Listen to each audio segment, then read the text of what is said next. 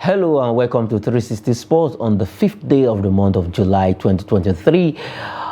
On the show this morning, we have a lot from Benin City, where the Andova Handball Premier League is actually going on right now with the male and female slug knit out with all of the clubs in Nigeria.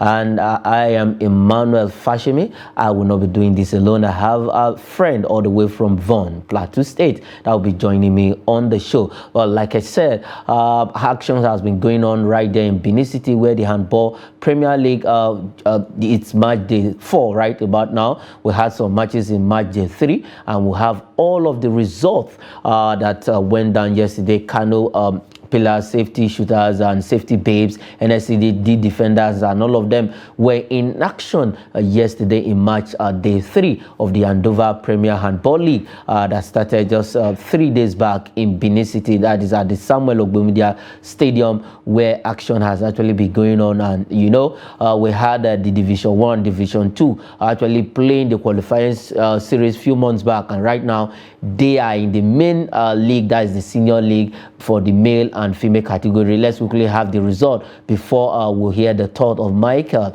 Idoko on it. In the female category, Benue Queens actually lost to Rima Queens of Sokoto. That is by 22 to 43. Plateau Peacocks defeated Delta Queens 28. What is one of the promoted teams, 28 to 17. Baisa Queens also lost to Bender Dynamos, their neighbors, 29 to 25. 4 goal difference. We have Imo Grasshoppers, just a slim one, very slim victory. Defeated Seaside Babes of Lagos, 22 to 21. And then the Safety Babes of Abuja defeated Defender Babes also of Abuja, 29 to 26. That is for the female category. Let's quickly have the male category. Let's have their result. Confluence Stars, 22 to 15 of Bender Dynamos. The whole state, they've lost back-to-back games, right? But they lost in match day 2, and they also lost in match day 3. Police Machine was able to hold their own against Lagos Seasiders, 23 to 22. Nigeria United, it was all square against Kano Pillars, 25-25. Correctional Service also of Abuja boys, 23-28. They lost to Toje Marine Academy. Toje Marine is actually proving strong this season. They qualified, they remain in the league by just the scruff of the teeth last season, but right now they are proving all their methods. They've learned a lot in the first season they came to the Handball Premier. That is when it was called the Prudent Handball Energy Premier League, but right about now is Adova Handball Premier League. So they are proving actually strong. They've won their game back-to-back right about now. And then the Defenders of Abuja, 19, they lost to Safety Shooters of also of Abuja. It was an Abuja derby that happened at the Samuel Ogbemudia Stadium, 19 to 30. 30 for Safety Shooters, 19 for the Defenders. They know themselves very well. Then we have Rima Strikers of Sokoto, also lost to Benue Buffaloes, 26 to 30. Michael Idoko, action has been going on right there in Benin City. Look at the result, fantastic result. Toje Marimo Socially Academy of Lagos are proving their mettle this season after they just qualified they struggled to qualify to remain in the league last season, but this season I think they are one of the, so far so good, they are one of the best teams that I've seen so far. Michael, welcome on the show.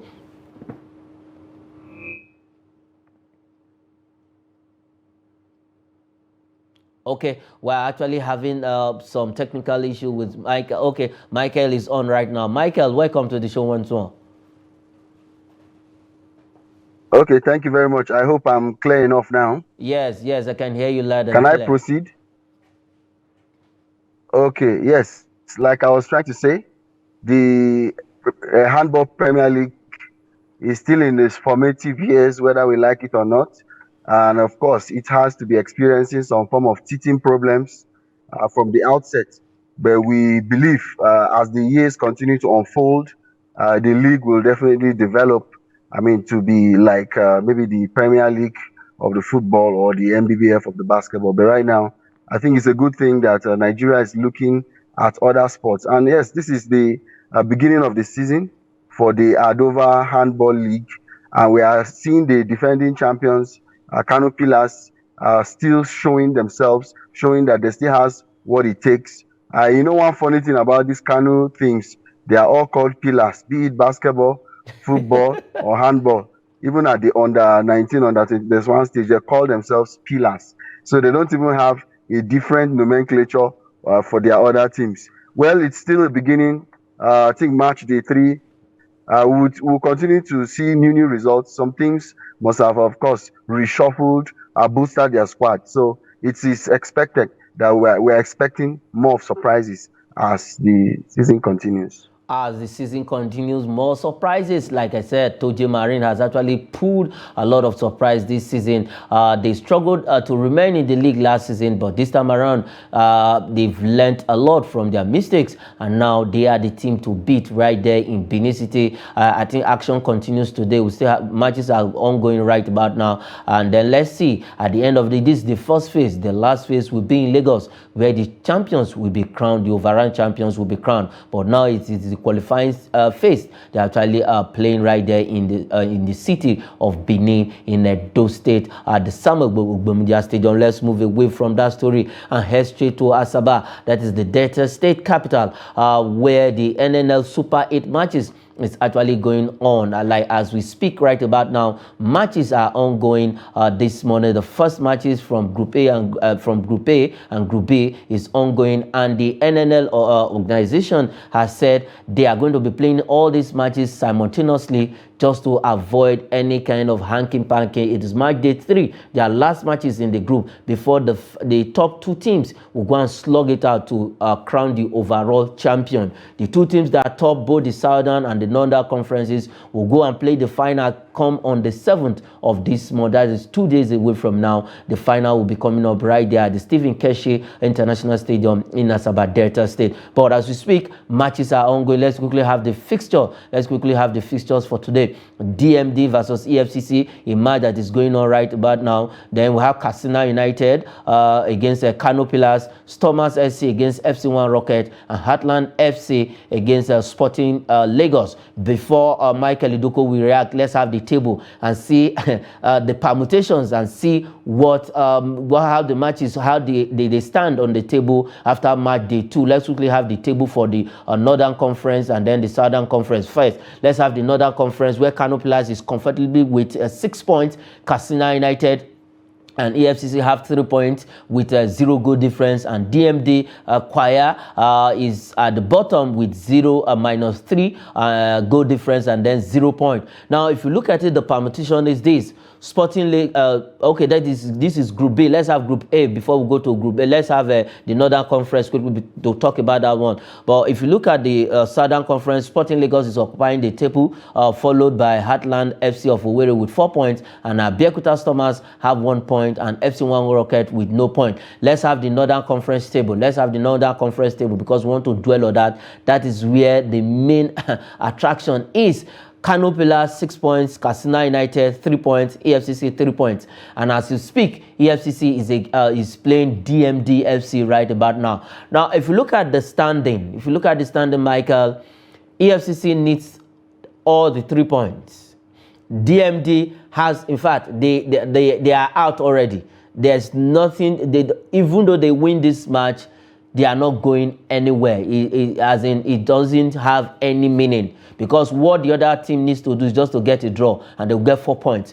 But right now, EFCC needs all the 3 points, and Katsina United also need all the 3 points against Kano Pillars. And Kano Pillars with 6 points comfortably. Whatever happens, they will still they will qualify. Whatever happens, they are already in the Nigerian Premier League come next season. But the game between DMD and EFCC and NNL has said, organizers have said, these matches should be played simultaneously to avoid any kind of hanky-panky games. According to Nigerian Palace language, monkey hand. What's your thought about this?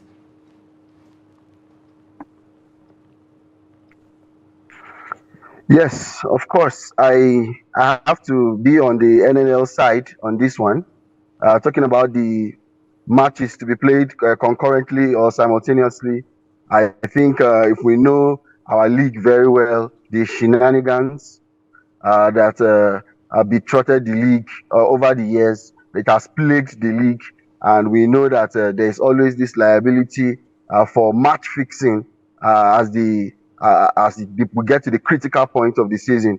And so I think on this, I'll be on the side of the NNL. I think there's a need to run the matches concurrently, just like it happens on match day 38 in the Premier League, for instance. It always has to be done concurrently, because if that's not done, match fixing may be inevitable. So I believe at this critical point that it has to be done simultaneously to avert corruption charges. To avert corruption charges. Now, let's talk about the organization and the whole matches that has been played so far. Are you satisfied with what you've seen with the organizers? And then the matches that you've seen, what are the surprises? What are the difference for you so far since match day 1 till match day 3? No, we have not really seen surprises. Of course, the EFCC, the DMD, nobody really puts their matches, their money on some of these teams.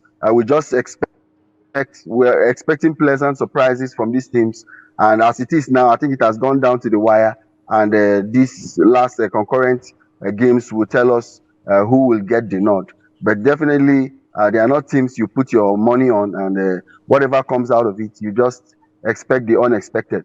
The most important thing is just to gain these qualifiers. And of course, we're happy for Kano Pillars as usual. They are always there. They're always the favorites, when it comes to this kind of tournaments. When it comes to this kind of tournament, but for Kano Pillars, you know their troubles, you know why they are there. They are one of the teams that used to beat up referees, causing a lot of havoc. And this time, as we speak, they are under the knife. They are owing one of their player, Akman, by name. They have been asked to pay that young man. Yesterday was the deadline, 11 point something million naira to be paid to Akman, their former player. But Kano Pillars is full of a lot of troubles. What can actually be done to, most especially Kano Pillars? They are one of the bad examples of the Nigerian Premier League. Now, how can we actually stamp out or make Kano Pillars to know that this is football and not a wrestling field? Yes, the NFF, sometimes they will have to come in this matter, or the LMC, they will also have to come in and intervene in this matter. I mean, over the years, this is not the first time it's happening. We always hear about teams owing players. You see teams, especially towards the end of their contract, they keep making promises and yet to be fulfilled. I think there has to be a form of sanction by either the LMC or the NFF if players are not being paid such certain penalties, certain of course results should come out of it. Maybe you impose a certain amount of sanctions on these teams. It should be sacrosanct. It should be, inserted into the bylaws of either the LMC or the NFF. Any team that fails to pay players are allowed, to make it known to the public, and then a certain time frame should be given for these monies to be paid. If they are not paid, I think the team should be fined for it. I think that would curb and reduce this menace going forward.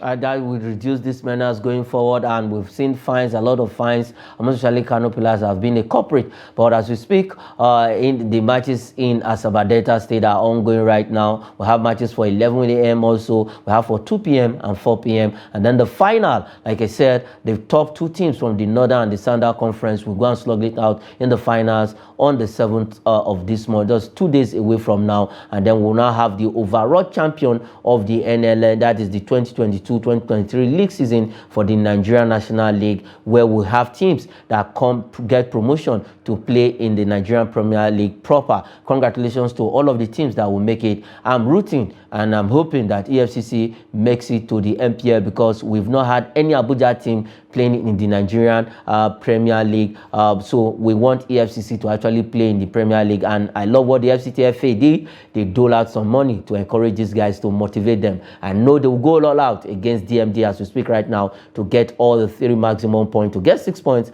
and then we'll see what happens next. Okay, let's move away from that story and head straight to Australia. After 21 hours on air, the Super Falcons have finally landed in Australia, where they will be camping for just 2 weeks.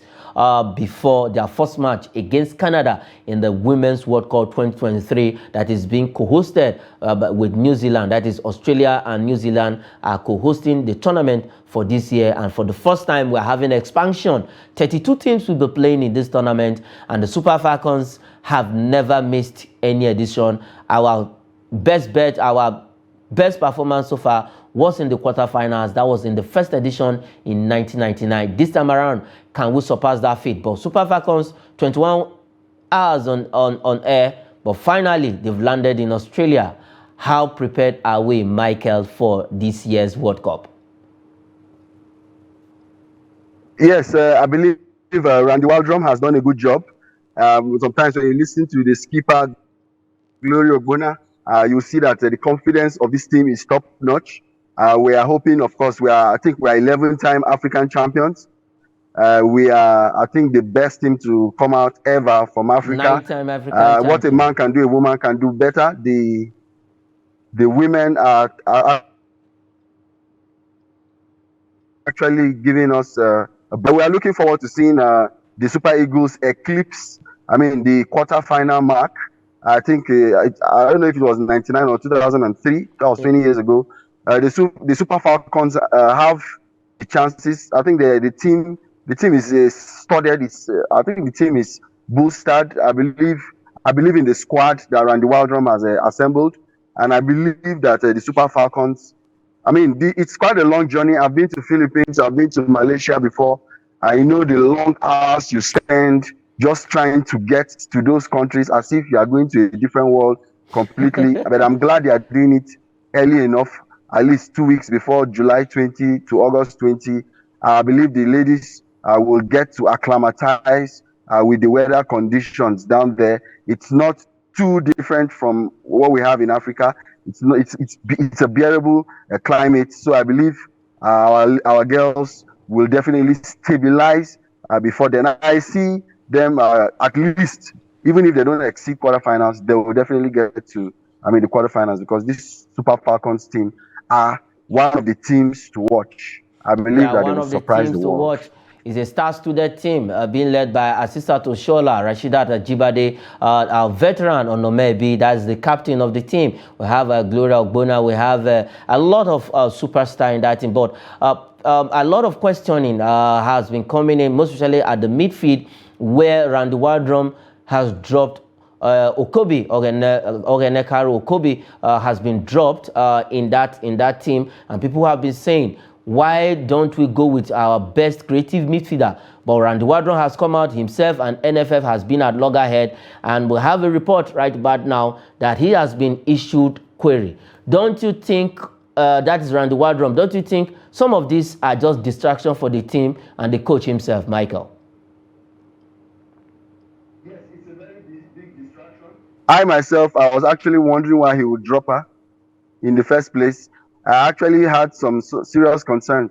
But sometimes when you look at Siasia, for instance, when you look at his selection, when the way he picks players, you will think a player is in top form, and then Siasia will tell you, no, this player is not going anywhere. And at the end, you will see that Siasia was right most of the time. Probably we should allow Waldrum to, do what he feels is right for this team. We will definitely hold him accountable if the team fails to live up to his billing. Yes, I know they have issued him a query, but then I thought they should have waited. I think it came a bit too early. I know she's a creative midfielder, but such kind of decisions, they should have waited a little while and watch how things unfold.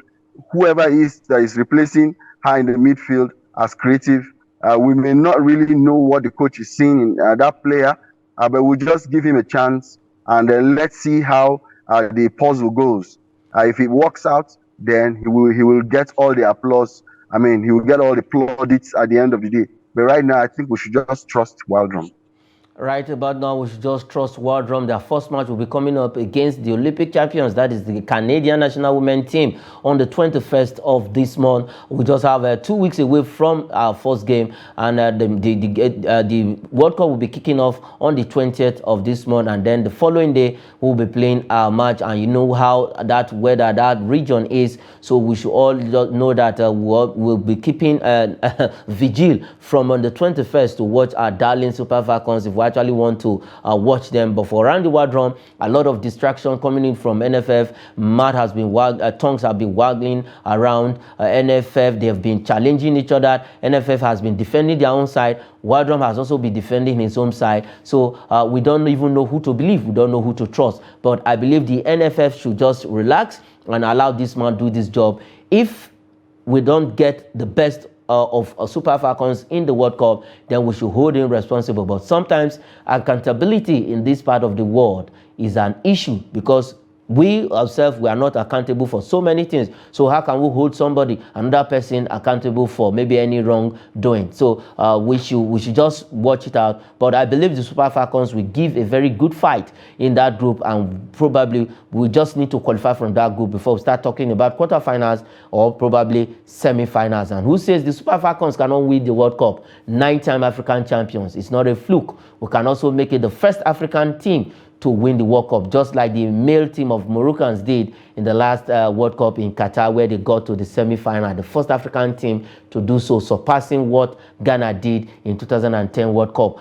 Let's really leave that story right about now and come back to the African continent, where Delta Queens, our own NWFL champions, that is Nigerian Women's Football League champions, we'll be knowing their opponents today in the CAF Champions League, the 3rd edition. That is the Women's Champions CAF Champions League. That will be coming up by next month. That is August in Cote d'Ivoire. But today will be the draws, and our own darling team from Delta State, Delta Queens, we'll be knowing the teams they will face. Previous winners are AS FAR of Morocco and Mamelodi Sundowns, who won this as in the 2nd edition right there. So AS FAR won the 2nd edition in Morocco. They hosted and won it, and then Mamelodi Sundowns was the first team to win it. That is from South Africa, Mamelodi Sundowns ladies. Now our own Delta Queens will be knowing the teams they will be playing in the CAF Women Champions League. Michael, I believe, and NFF has come out to say, okay, they are going to give support to all of the teams that will be playing in the continent. But for Delta Queens, they will be knowing their opponents today. Yes, I only pray that in the early stages, they don't match the Delta Queens with top favorites. I mean, like the Mamelodi Sundowns you just mentioned, or the ASFA of Morocco. I mean, this is only the 3rd edition. But I believe in Delta Queens. Anytime I see Delta Queens or all of anything Delta in Nigeria is synonymous with victory. I mean, if you look at our for instance, Nigerian athletics, it's always Delta, Delta, Delta all the way. I mean, even if we look at the football, generally, it's Delta is the most sport-loving state in Nigeria. And of course, it comes as no surprise as Delta Queens, the champions, are about to know. I think the draws will be done today. They're about to know who they'll be paired with. The CAF, Nigeria should just give them a chance. They should give them all the support they need so that they can make us proud on the African continent. We don't always do too well when it comes to the African continent. If you look at teams like the Sundowns, they are well coached, well managed. The same thing with the ASFA that are defending champions in Morocco. They have a solid footballing school where players rise through the ranks and they develop, to become stars. But in Nigeria, we really don't have a solid foundation for players to develop. But I believe that these Delta Queens have done their homework, and we're expecting to see results, even as we expect the draws later today. We are expecting to see maybe good teams, and probably I believe Delta Queens can actually get the job done. The first time we went, the first edition was Rivers Angels, but they didn't represent Nigeria very well. And then Bayelsa Queens, when they were able to win the bronze, they came 3rd. And now Delta Queens, all of these teams are coming from the Niger, as in the southern region of the country. Now, what are we doing concerning the northern part of this country? Is it that the women don't want to play football in the northern part of Nigeria? Not really. It's not as if they don't want to play football. They also want to play football. But if you want to be honest, I think the southern zone, especially the south, they have a more robust, I mean, development program for women and of course the youth football. And that's why you get to see results. But in the northern zone, they are more focused on already polished players. I mean, already made players just to give them a chance in EPL and then, sorry, the Premier League, Nigerian Professional Football League, and then see how they can get to the continental stage. But it's only in the south that you have a more robust system. You have good training academies that would watch Okay. and monitor the development of these young ladies. That's why you see, of course, the Queens and the Angels, Rivers Angels. But They're it's all actually about doing Bayelsa, what they know how Rivers, to do. Deltas. Okay, Michael, I think hold it the there. Just hold your northern zone thought. need to Before we send go on the show, let's quickly talk about this last one, and it concerns in Nigeria and its transfer, where Williams Truss Ekong, Nigerian defender, has actually signed for POK Salonika FC of Greece. A good move from Watford to Greece. I know this man wants to revive his career. He wants to win back that trust to be playing regularly for the Super Eagles. And let's not forget that the Nations Cup is just a few months away from now in Cote d'Ivoire. But what's your take quickly in just in 3 seconds about this move to Greece? Yes, it's a good thing for him. He's just 29 years old. I mean, we saw him in Udinese before he went to Watford, and then he had a loan spell for 6 months. I think going back to PAOK in Thessalonica is a good thing for him to revive his career. He's one of the greatest defenders the Super Eagles ever had, and we still want to see him featured because he is truly representing and making this country proud. It's a good one for William Truss Ekong, I must say. All right, Michael, that is where we'll leave it on the show. Michael, thanks for joining me on the show this morning. You're welcome. Any day, anytime. All right, I am Emmanuel Fashemi saying sports is life. Thanks for watching.